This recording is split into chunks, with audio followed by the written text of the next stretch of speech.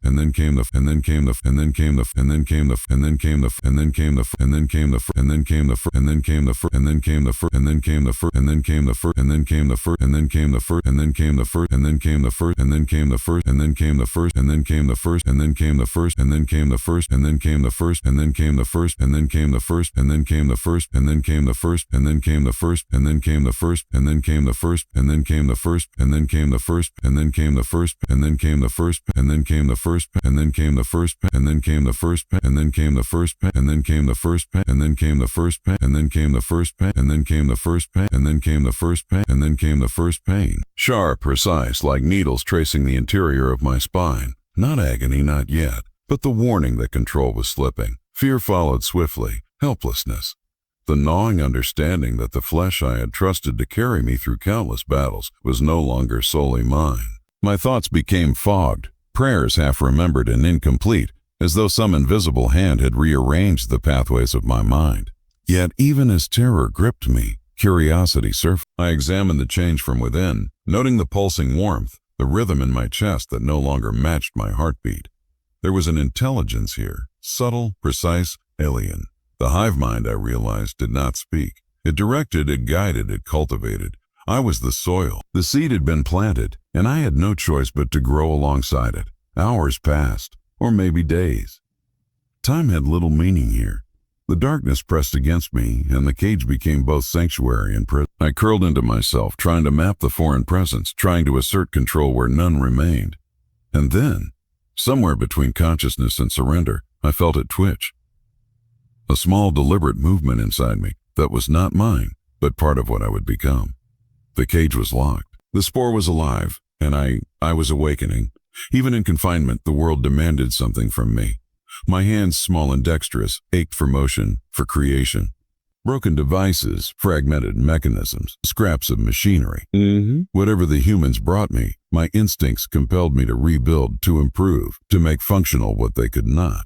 It was not a choice at first. It was genetic, a compulsion older than memory, rooted deep in the lineage of the old ones. I discovered it quietly, in the silence of the cage. A servitor delivered a pile of scrap, a shattered Voxcaster, wires stripped and scorched, lenses fractured beyond repair. Most would see junk, refuse it, or discard it. I did not. My fingers itched, my claws longed to twist circuits, test tolerances, measure energy flows at the molecular level. Time became irrelevant. I entered the fugue, letting instinct guide me as my hands moved with precision and knowledge I did not consciously possess. Hours passed unnoticed. The broken Voxcaster transformed under my touch. Redundant systems were implemented, energy pathways rerouted, lens matrices recalibrated beyond human comprehension. By the time the servitor returned, the device hummed with life, more elegant, more dangerous, more precise than it had ever been in its original design. Watching them leave, I realized something I had not considered. Even in a cage, even as property, I could exert influence, create, protect. The act of building became more than survival. It became proof of existence, proof that I mattered. The humans were unaware of the subtle shift. They brought work, collected the finished devices, and left without acknowledgement. Yet something in their presence sparked a faint, awkward recognition. The Inquisitor paused once, studied my work, then left. No words, only a look that lingered slightly longer than necessary, a hesitation in her steps that suggested awareness. At night, when the cage was silent, except for the soft breathing of my niece, I allowed myself a small indulgence. Imagination. What could I create if freedom were mine? What devices, what weapons, what protections could I engineer if the boundaries of servitude were removed? The questions had no answer, and perhaps that was the point. The act of imagining was enough. It reminded me that, while my body was caged, my mind, my skill, remained untethered. I began to understand the strange balance of my existence. Caged, yes, but alive. Compelled, yes, but purposeful. Each completed device, each small success, was a tether between myself and the void outside the bars. My niece slept, the humans left, and the machine sang under my touch. In those moments, the compulsion was no longer torment. It was a lifeline. 2. The first touch of compulsion was subtle, almost benign. By the second week, it had become absolute. I could no longer resist the call of broken things. Each wire, each gear, each fragment of metal pulled at me like a magnet. The cage walls were irrelevant. The old one's legacy in my blood demanded it, and so I built not for them, not for recognition, but because I could not help myself. Days blended into weeks. The cage became a rhythm, the same metal bars a constant companion. Yet within it, small acts of life reminded me why survival mattered. My niece, young and fragile, grew in her own ways despite confinement. She explored the corners of the cage with careful curiosity, her small hands learning to manipulate fragments I left her, scraps of metal, broken tools, pieces of ancient devices too delicate for human fingers. I watched her work silently, my grooming of her fur a ritual that reinforced the bond between us. It was not just care. It was assurance, a promise in a galaxy that demanded sacrifice without compassion. Each tangle I smoothed, each bit of grime I removed was a reminder. She was alive because I had chosen to protect her. Humans occasionally entered, bringing work, supplies, or instructions. I observed them more than they observed me. Their glances were cautious, tentative, a mix of curiosity and distrust. Yet even in their eyes, there were moments of recognition. A servitor, mechanical yet attentive, would sometimes pause, hand hovering over a device, as if uncertain whether to interfere. These were brief, fleeting moments, but they were not nothing. They were acknowledgement of competence, even if the humans themselves could not name it. My niece's laughter, small and infrequent, became a cadence against the monotony. She began to mimic my movements with her projects, arranging wires and lenses with a clumsy precision. Sometimes, she succeeded beyond expectation. Each success was celebrated quietly. No grand words, no praise, but a subtle acknowledgement that growth was possible, even here. Even in this cage, even under the unyielding eye of the Inquisitor, life persisted. I began to understand servitude in a different sense. It was not simply obedience or submission. It was function, purpose intertwined with duty, a cycle that sustained more than just the humans who owned us. I served to survive, yes, but also to ensure the continuity of what mattered. My niece's small victories became my own. Her learning was proof that, even in captivity, agency could exist in measured doses.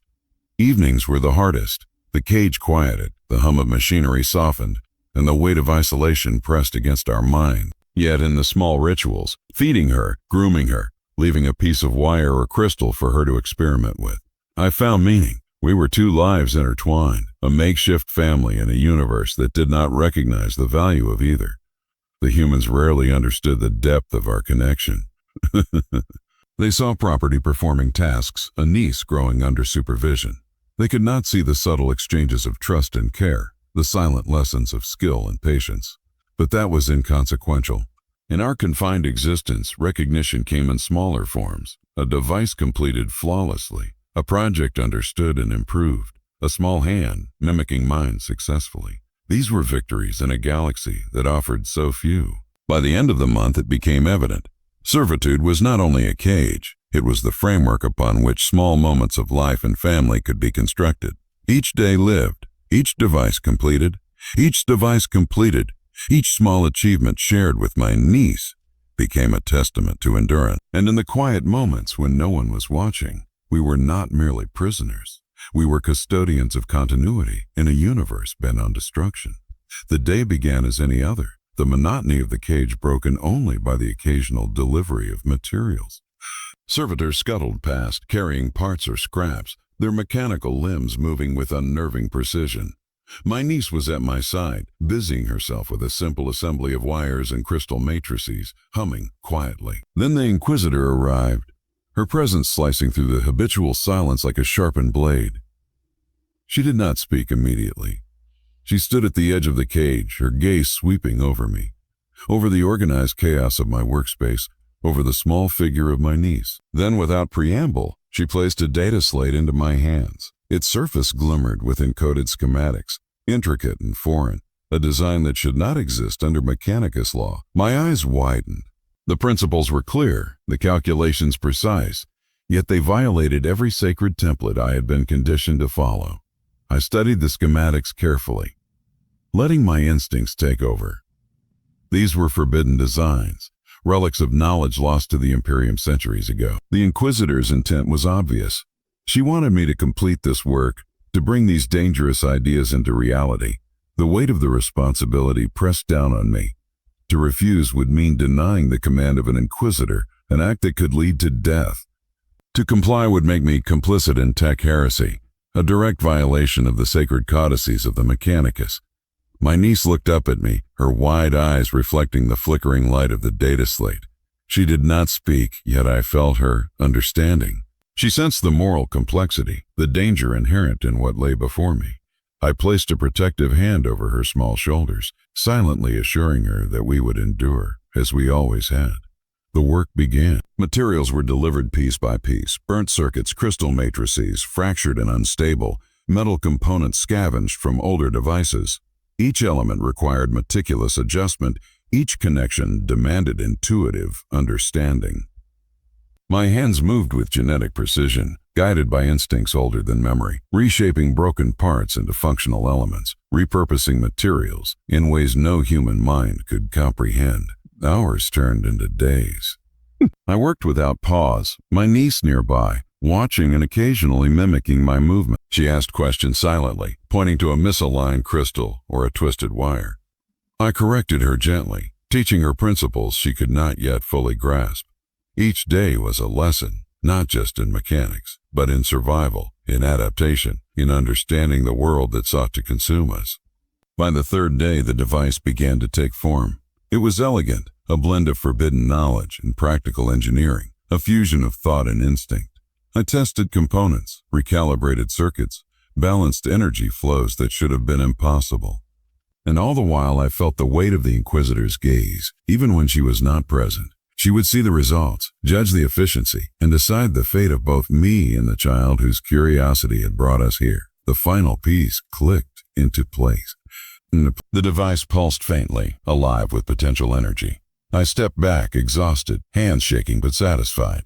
The schematics were no longer theoretical. They existed in tangible form. And yet the moral dilemma remained. I had obeyed, complied, completed forbidden work, and saved a young life in the process. My actions would be seen as heretical by some, necessary by others, and invisible to the rest. When the Inquisitor returned, she did not speak. She examined the device, turning it in her hands, eyes narrowing in consideration. Then, finally, she nodded once, a single gesture of acknowledgement. The child, my niece, glanced up at me with a faint smile, understanding more than words could convey. In that moment, the complexity of obedience, morality, and survival converged. The forbidden had been completed, and in doing so, we had survived another day.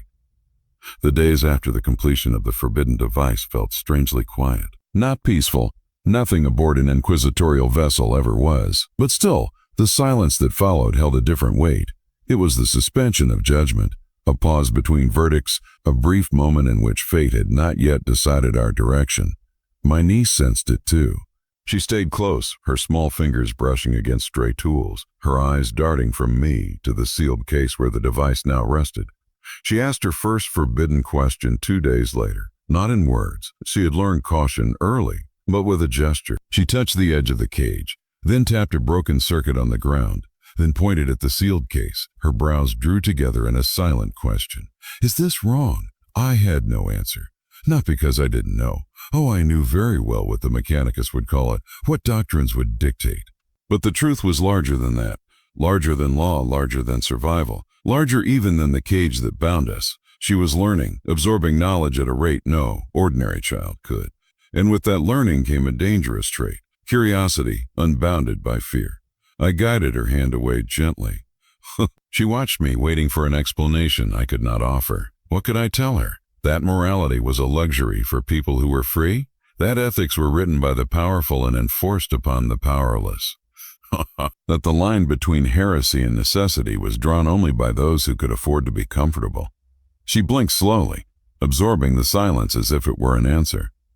Later, when she thought I wasn't watching, she studied the cage's locking mechanism. Not the bars, not the hinges. Those were meaningless. Instead, she searched the wiring, the power relay, the connection between the locks and the ship's main energy grid.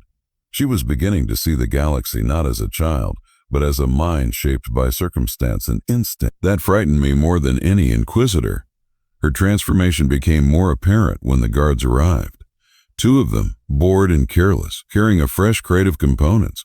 One of them laughed at the little orange thing sitting beside me as if she were nothing more than a toy. The other reached through the bars and flicked the top of her head, amused. She did not hiss, did not retreat, did not cry. She stared at him with a cold, silent focus so sharp it unnerved even him.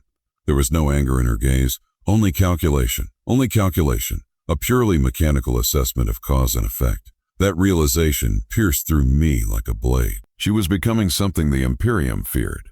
Not a monster, not a heretic, but a mind too sharp to stay caged for long.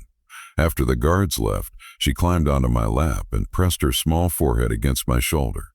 A gesture she had picked up from watching humans, an imitation of comfort. But beneath that gesture, her fingers were tracing the pattern of the guard's armor plating from memory. Every groove, every latch, every weak point. Not out of revenge. She didn't feel that the way humans did, but out of interest, out of learning. That night I lay awake, watching her sleep. Her tiny chest rose and fell in fragile rhythm. I remembered the first day they shoved her into my cage, terrified and alone. I remembered the moment she mimicked my movements, learned my instincts, claimed me as her protector, teacher, and, most dangerously, her example. Was I saving her?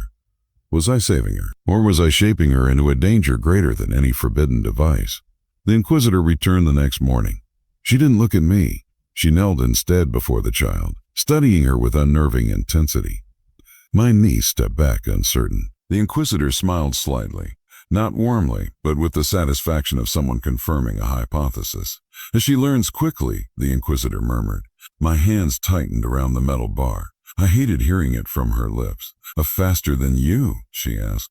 The question wasn't cruelty. It was data collection, evaluation. I didn't answer. The Inquisitor rose and approached the sealed case. She tapped it once. Her work will surpass yours soon, she said. Not your project, not your creation. Her work, as if she had already decided the child's fate. My niece watched her intently, head tilted, eyes widening with the realization that she was being measured. Not as a child, not as a ward, but as a resource, a tool, a specimen. The Inquisitor turned to leave. You will continue teaching her, she said without looking back. Every lesson, every instinct, every technique. It wasn't an order, it was a sentence. When the door sealed behind her, my niece tugged at my arm. She looked at me with the same silent question as before. Is this wrong? I pulled her close, feeling the weight of the galaxy pressing down upon us both. I don't know, I whispered, and it was the closest to heresy I had ever spoken. The next cycle began the same way most did, with Talon wandering into the workshop long before any adults arrived. He moved with the quiet, instinctive caution of someone who had been punished enough times to learn how to exist without being heard. Yet, despite that timidness, he still came. Every day. I pretended not to notice at first, pretended to focus on the torn pattern loss accelerator laid before me, but his presence scratched at my awareness. His mind pulsed with an uncomfortable brightness, like a candle inside a pressure chamber. Too sharp. Too curious. Too a dangerous thing for a human child to be. He sat cross-legged in front of my cage, small hands clutching a ration biscuit he likely saved from his own meal. He pushed it through the bars without looking directly at me. "You don't get enough," he murmured. I didn't take it. Not at first. Feeding a Jokaero like one feeds a pet was humiliating. But starvation had its own kind of pride-breaking logic. And the biscuit disappeared between my fingers a moment later. Talon smiled. Too much relief for something so small. "You're smarter than them," he whispered, glancing toward the workshop doors. "They think they're controlling you, but I know you understand things. I see it." I froze. He shouldn't know that. He shouldn't even suspect. I turned slowly toward him, letting a faint mechanical whir leak into the air. A warning, a reminder that even caged I was dangerous. But the boy didn't flinch. Instead, he reached into his coat pocket and pulled out a small glowing data sliver. Something contraband. Something no child should ever possess. He slid it through the bars. "Can you read it?" he asked. "Yeah, I think it's important." I did not touch it. Forbidden. I rasped in a guttural mimic of Low Gothic. My vocal cords were not meant for human grammar, but the meaning was clear. Talon swallowed. "My uncle says anything outside Mechanicus doctrine is heresy." "Oh, okay. But if we follow the rules, we'll never get better. Nobody will." His voice shook. "You don't help me understand it. The Magos will." A heavy silence filled the workshop. The Magos. That explained everything. Why the boy moved like someone avoiding pain. Why he was desperate for answers. Why he carried forbidden technology he didn't dare show an adult. He wasn't just curious. He was trying to survive. I picked up the data sliver, careful not to activate it yet. "Oh, what do you want?" I asked, forcing each word. He drew closer. "I want to fix things," he said, "for everyone. Even you." The cage suddenly felt smaller. He believed he could save the galaxy, a painfully naive, painfully human belief. But beneath that innocence lurked something else. The kind of intellect the Adeptus Mechanicus would exploit, dissect, or break if they sensed even a fraction of it. The file contained shards of archaeotech schematics, old ones, adjacent, silent, dangerous patterns that only a species like mine could interpret without going mad. I had two options: help the child and commit heresy, or refuse and leave him defenseless, practically inviting the Magos to destroy him when he inevitably failed. Neither choice was safe. Neither choice was fair. I activated the sliver. It unfolded holographically, blooming like a fractal flower of shifting orange and blue sigils. Talon's breath caught. I felt his mind reach toward it. Hungry, terrified, brilliant. He could understand this one day, but not yet. I dimmed the projection and lowered my voice. "Oh, listen, dangerous. I know, hurt you." No, his courage was not bravery. It was desperation. I began rewriting the schematics, subtle alterations, softening the edges of madness, weaving in instinctive safety patterns only a Jokaero could sculpt. My fingers moved in organic loops, each adjustment reshaping centuries-old knowledge into something a child might survive studying. Talon watched, transfixed. "You're helping me," he whispered. "Helping you helps others," I replied. A truth and a lie tangled together. Footsteps approached, heavy, metallic, and impatient. Talon panicked, snatching the sliver back and shoving it into his pocket. "You please don't tell them," he whispered, voice cracked. I turned away just as Magos Arath entered, his mechadendrite sparking with irritation. A child, away from the specimen. It has work to complete. Talon backed away instantly, gaze fixed on the floor. The Magos turned his glowing ocular lenses toward me. "You build faster today. Efficient." He didn't notice the faint warmth lingering on my hands. He didn't notice the child shaking in the corner. But I did, because for the first time in years, I felt something sharp twist in my chest. Not obedience, not fear, responsibility, the kind that would get both of us killed. The workshop emptied hours later, its cold metal surfaces resonating with the hum of dormant machinery. Only the dim lumen strips remained, flickering at irregular intervals. Just enough light to remind me I was expected to keep working even when the humans slept. But tonight, I didn't touch the projects scattered around my cage. Instead, I replayed the memory of the data sliver. Those sigils. Those patterns. Not fully Old One architecture. Not pure, but close enough that my instincts reacted like a half-forgotten muscle twitch. Something ancestral stirred beneath my skin, shifting like molten circuitry. The humans could never understand what that file truly was. But I understood, and that was the danger. Jokaero evolution was strange, even to us. A tangled inheritance of weapon forging intuition and genetic memory, fragments of knowledge far older than the Imperium. Most days, that legacy was buried under layers of biological survival code. Build what they demand, obey until escape is possible, never reveal more intelligence than necessary. But the sliver had cracked something open. I could still feel it pulsing in my mind, echoing with the silent logic of ancient engineers. Not spoken language, never that, but conceptual thought, algorithmic emotion, the sensation of understanding something before even thinking about understanding it.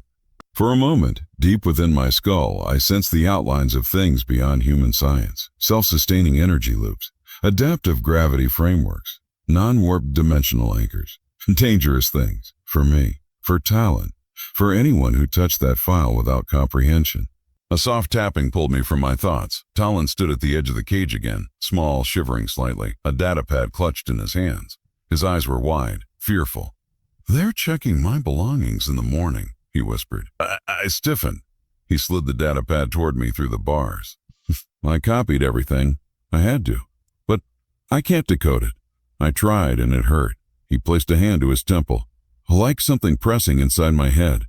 I lowered myself to his level. Too early, I murmured. Too much.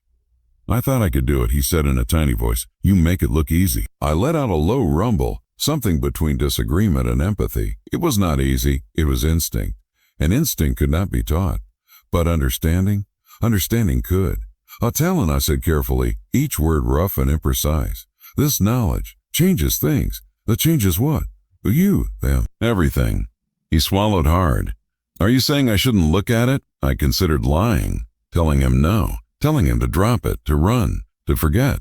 But that would not stop him. Humans were curious, stubborn creatures, especially children desperate for approval, especially children with minds bright enough to burn themselves alive on forbidden data. You must learn slow, I said. Small pieces. He nodded vigorously, relief flooding through him. Then teach me. 2 words no human had spoken to a Jokaero in thousands of years. The datapad flickered to life when I touched it, my fingers naturally reconfiguring its damaged interface. Talon's eyes widened as the lines of fragmented code rearranged into something more coherent, still dangerous, still ancient, but no longer toxic. You're rewriting it, he whispered. No. Reshaping? Why? So you don't break. He stared at me confused but grateful. I projected a simplified schematic, basic, harmless, just a sliver of the whole, and pointed at one symbol. This, stable core. So it powers things. All more. It anchors. His brows furrowed. Anchors what? Furrowed. Anchors what? The room seemed colder suddenly. A reality. He blinked. Is that normal? No. So, old ones. I hesitated, then nodded. Talon exhaled softly, eye rippling across his face. Uncle Arath always says their tech is myth, but you make it real. That is why he fears it. He bit his lip. If he finds out what I have, what I know, he'll send me to the Scola, or worse. I did not offer false comfort. Humans feared truth more than danger. Instead, I dismantled the datapad, rewiring its identification cluster, crafting a hidden neural partition, a software mimic of a Jokaero instinctive buffer. When I handed it back, the device looked unchanged, smelling faintly of ozone. This protect you, I said. Talon held it with reverence. From the magos, from the knowledge. That was when the klaxon blared, a deep warbling howl that shook the walls. Talon jumped. What's happening? I already knew. Something had brushed the warp. Something nearby. A breach. A storm. A fluctuation in the immaterial. Human ears heard only a siren. Mine heard the faint laughter of things that should not exist. Talon backed away from the cage. I have to go. They'll look for me. Go, I agreed, but before he left, he turned back. You'll still teach me? I met his gaze. Yeah. He ran out, footsteps echoing down the corridor until the workshop fell silent again. The sirens continued. The air vibrated faintly, and the edges of the schematics still pulsed in my mind. The Old One's knowledge had awoken something, in me, in the ship, and in the warp. This would not end quietly. The alarms didn't stop. They grew louder, shrill, guttural, broken by vox distortion. Something was interfering with the signal, twisting it into a keening wail that set the fur along my arms standing upright. Warp interference, not distant, not theoretical, close. The lumen strips overhead flickered violently before plunging the workshop into half-darkness. Emergency runes blinked red, painting the metal walls in a bleeding glow. The air thickened, an electric heaviness, as if every molecule was shuddering under invisible pressure. Then came the voices, faint, whispering, not human. Warp echoes. Humans had no ears for such things. Their minds were blessedly dull to the quiet murmurs of the immaterial. But I was still a creature of the Old One's genetic legacy. I heard the warp like an animal. Here's a storm approaching, long before the clouds form. I pressed a hand to the cold metal floor. It vibrated. The ship was being pulled, just slightly, just enough that its structural harmonics groaned like a wounded beast. A tear was forming, somewhere on this vessel. Sudden footsteps pounded the corridor outside. Voices shouted over each other, tech priests reciting litanies, deck officers barking commands. The heavy locking mechanisms on the workshop door thudded open, and 3 figures burst inside, sprinting for their stations. The last one in was Magos Around. His mechadendrites twitched in agitation, their metal claws clacking like teeth. Warp destabilization detected at segmentum coil, 3-5. Full diagnostic sweep now. His voice trembled. I had heard him angry. I had heard him exhausted. I had never heard him afraid. He didn't look at me. He didn't have to. My cage rattled as the ship lurched again, gravity fluctuating with a sickening wobble. Tools and half-finished components clattered across the floor. For a moment, the artificial gravity vanished entirely, and my stomach rose as if the void had opened beneath me, before slamming back too hard, grinding my knees against the floor. Arath's augmetic eyes flickered with streams of red data. Impossible. The warp shields were at full integrity. A junior tech priest, voice cracking with panic, shouted, "It's not a shield failure, Magos. Something is inside the resonance chamber, inside, not outside pressing in. Something within the ship was resonating with warp frequency." I curled my fingers around the bars of my cage. I knew what it was, or rather, what it might be. Old One's knowledge was not inert. It carried echoes, conceptual vibrations, immaterial residue. The data sliver Talon had brought me, it was incomplete, corrupted, untethered. Ancient technology wasn't meant to be handled by human minds, human circuitry, human data spirits, and now the warp was answering it. Arath barked orders, desperate and clipped, to stabilize the coil, bring up the tertiary psychic dampeners. A tech priest screamed as a console exploded in a shower of sparks. Blue-white arcs of electricity crawled across the floor like metallic spiders, snapping at exposed skin and metal limbs. The workshop dimmed again. Then something pushed, not physically, through the ship. Through every metal surface, through every atom vibrating just a little too fast. I felt it in my bones, warp presence. Not a demon, not a voice, not a consciousness, a pressure, a ripple. Like something brushing against reality from the wrong side. Arath clutched his head, vox grill stuttering. The Geller harmonics. They're collapsing into recursive feedback. Of course they were. Human engineering couldn't handle a single glance from the immaterial without trembling. I braced myself as the temperature dropped sharply, frost forming on the cage bars, and for a heartbeat impossible colors shimmered at the corners of my vision. A hole was widening, a crack in the ship's psychic defenses. And if it tore open fully, even for a moment, the warp would flood inside like a tide of nightmares. Arath staggered toward the primary control lectern, sparks dancing across his augmetic arm. Divert all power to the stabilizers. The lectern didn't respond. The warp had already infected the machine spirits. A low growl escaped my throat. Apex vector backward. Arath froze. He turned toward me slowly. "You understand what is happening." I bared my teeth, not a threat, but a confirmation. He hesitated only a second before he rushed to my cage and slammed the override rune.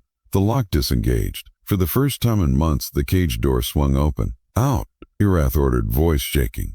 "If you can stabilize this ship, if you can do anything, then do it." The deck vibrated like it was breathing. The warp pressure was increasing, the crack widening. Irath steadied himself against a console. What do we do? I knelt, pressing my hand to the floor again. The breach wasn't random.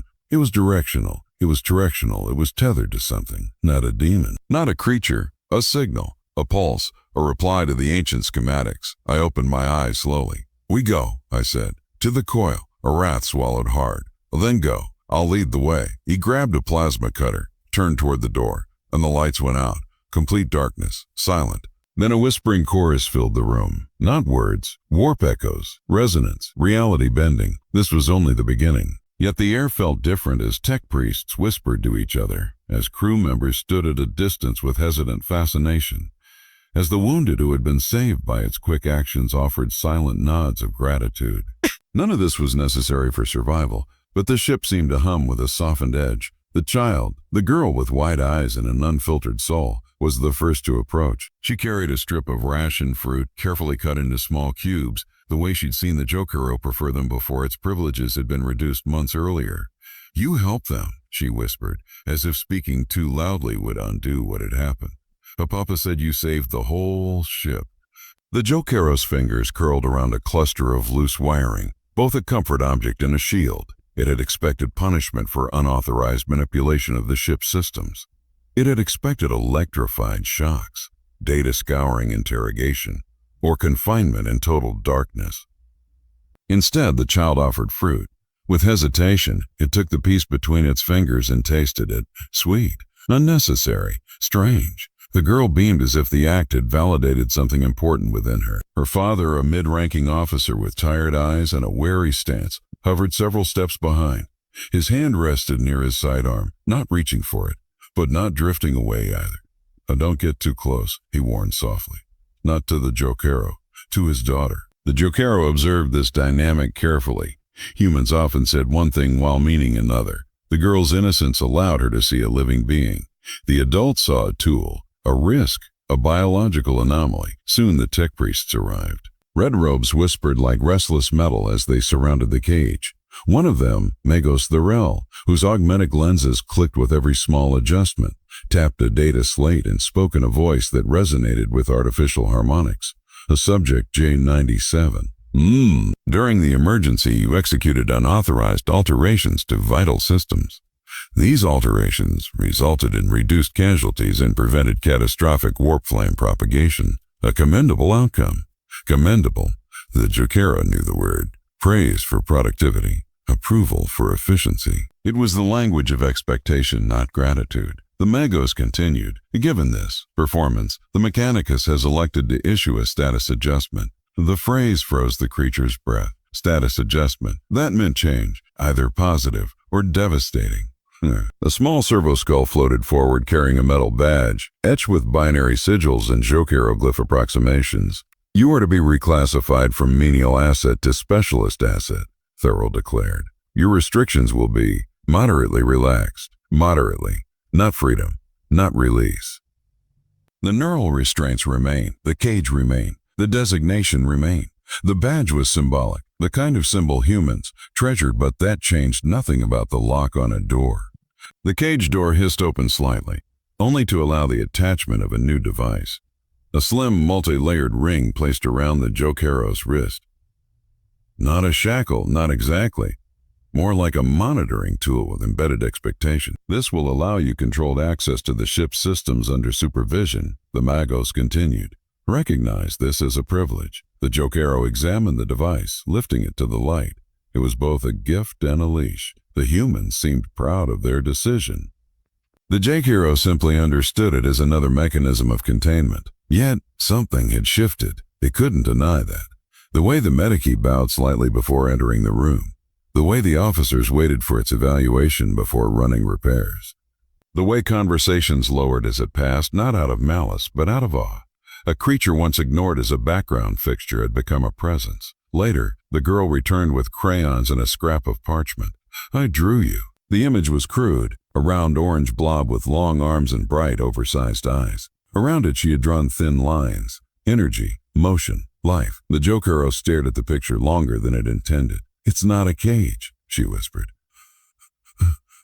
That's not what I wanted to draw. The Jokaero's gaze softened. It understood something then, something quiet, tender, and almost foreign.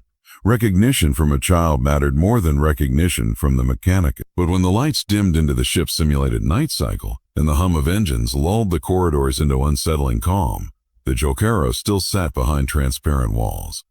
Respected or not, it remained what it had always been, a prisoner who saved its captors. A mind valued for its brilliance, but never trusted with freedom. A being whose worth increased only as long as it served. A spark of ingenuity locked behind reinforced glass. And yet, the seed of change had been planted, free. Respect was not freedom, but it was the first shift in a long, unmoving landscape. The first tremor in a chain of events that would ripple across the coming years. The child's drawing rested near the corner of the cage. A symbol, perhaps, of something the universe rarely offered. Hope. Silence had been the Jokaero's constant companion for months. The cage allowed sight, touch, and occasional mechanical vibrations from passing crew, but words, real understanding, had never been its own. Every instruction, every request, every reprimand had been mediated through interpreters, translators, or the imperfect approximations of the Mechanicus. Language belonged to them, not to it, until the device arrived. It was small, almost insignificant, a palm-sized apparatus of polished durasteel, engraved with arcane symbols and circuits that shimmered faintly in the dim cargo hold light. When the red-vested tech priest handed it through the bars, the Jokaero sensed immediately that it was no ordinary tool. Its hands traced the ridges, feeling micro-resonances, vibrations tuned to frequencies the human mind could barely detect. Activation was simple, or so it seemed. The priest pressed a sequence of buttons, and the device hummed, emitting a vibration that threaded into the nervous system, bypassing the Jokaero's usual sensory channels. Then, a voice, not a voice in sound, but a voice in understanding, entered its mind. Do you understand? Not as words, but as pure concept, thought, meaning. The Jokaero's first response was instinctive, caution. Intrusion into the mind was a danger, an exposure it had not consented to. But curiosity, that relentless pull that had driven its modifications and repairs for so long, prevailed. It reached out with intention, probing the interface with thought alone. Yes, I understand. I hear you.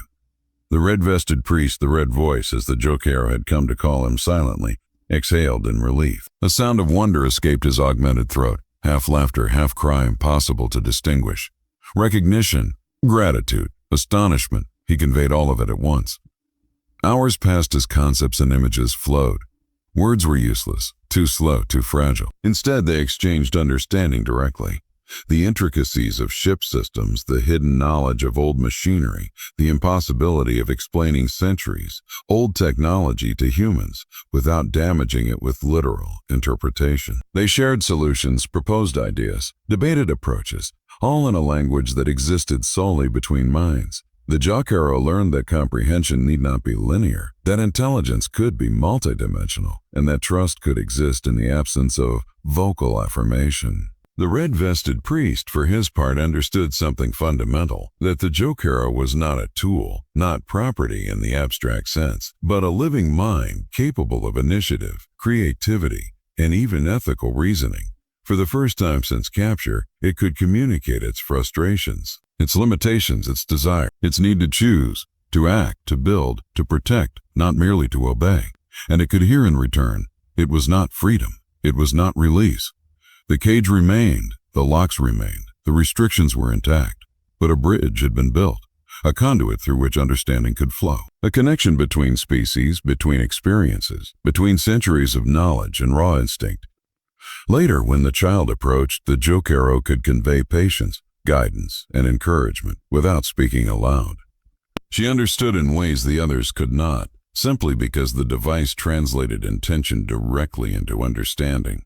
Together they assembled rudimentary mechanisms, repaired broken toys, and shared moments of learning that transcended the artificial hierarchies imposed by the ship and its crew. Recognition without freedom, but understanding without barriers. The concept was intoxicating.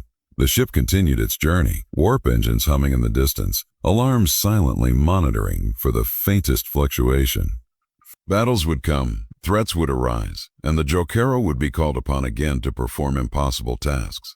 But now, for the first time, It knew it could communicate, influence, and be understood. And in a galaxy that devoured those who were unheard, that was the closest thing to survival it had ever experienced.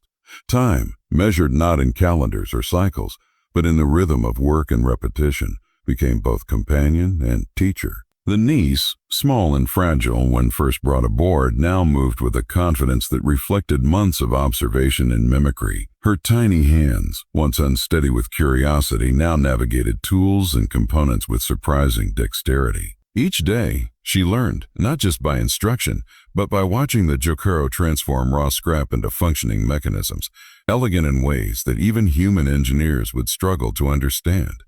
The Jokaero felt a swelling of a strange, cautious pride. This was not simply a continuation of work. It was preservation, it was lineage. The lessons it imparted were not written in books, not stored in hololithic data slates, but embedded in action, intuition, and subtle gesture. Every repaired circuit, every modified weapon, every innovation carried with it a fragment of its knowledge. Each act of creation was a seed planted in the mind of the child, a chance for the ingenuity of the old ones to endure beyond its own confinement. They worked together in silence. Most days, the niece's progress became a testament to patience and to the unspoken bond that had formed between them. The red-vested priest, the young acolyte, and even the Inquisitor watched from afar, realizing that the Jokaero's influence extended beyond mere craftsmanship. Through the child it had begun to shape a future, one that might survive in fragments even after they all departed. Yet this mentorship was not without its shadows. Every step forward reminded the Jokaero of the fragile nature of existence in this galaxy. The niece was human, vulnerable. Her life depended on protection it could not fully ensure. Every hazard on the ship, every potential warp breach, every spark of rebellion among the crew became a threat to her growth. The weight of responsibility pressed upon it more heavily than any physical cage ever could. Despite the dangers, each day brought moments of small triumph. Broken instruments were restored. Puzzles crafted from salvaged materials became lessons in logic and resilience. Tiny contraptions that initially failed were rebuilt stronger, more efficient, and more elegant. With each success, the niece's eyes lit with wonder, and the Jokaero's sense of purpose grew. The continuity of knowledge, the subtle shaping of skill and understanding, became a form of quiet resistance, a way to assert agency within the endless hierarchy of ownership and control. In the stillness of night, when the ship's engines hummed and the hum of distant warp currents echoed through the hull, the Jokaero reflected on what it had accomplished. Its own freedom remained an illusion, yet through the child it had begun to leave a mark upon the universe. Each innovation, each lesson, each carefully corrected mistake was a legacy, a fragment of intelligence that might persist long after the cage had claimed it for all time. The galaxy beyond the ship remained vast, dangerous, indifferent, but within this small corner, knowledge, creativity, and life persisted. A legacy was being nurtured, and through that legacy, a form of immortality began to take root. The niece, under its guidance, was not merely learning to survive. She was learning to create, to adapt, to understand the mechanisms of a universe that had long sought to crush all who dared to think independently. And in that growth, the Jokaero found a measure of solace. Not freedom, not recognition, not safety, but a purpose that resonated with the echoes of its own making. The work it had begun would outlive it, carried in the hands of one small, intelligent human who could now touch the threads of the old one's knowledge, and perhaps one day extend them even further. Time passed with the weight of machinery and repetition, measured not in days or cycles, but in tasks completed and systems maintained.